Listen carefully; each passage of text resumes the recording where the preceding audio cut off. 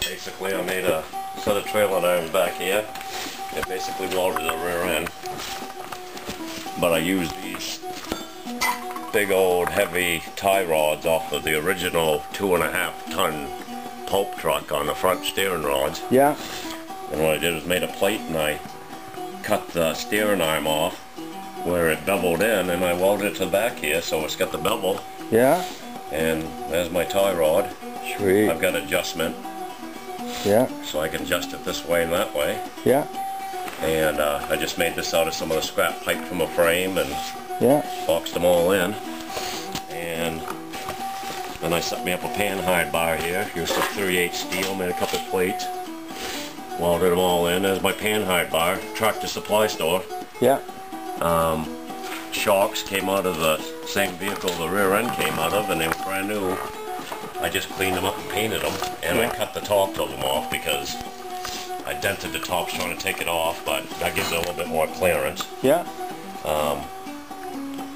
Riding lawnmower wheel cut in half for my buckets.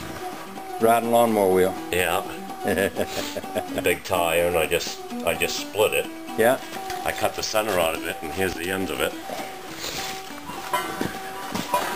I cut it right in half. Yeah. And then I just cut the middle of it out, so I had my two buckets. Spring they're bucket. just a perfect size. Yeah. And they're good and heavy. Uh-huh. And I just took a piece of plate and marked around the top of it and cut it out. And welded it right to the bottom of the frame and put some gussets in it. Yeah.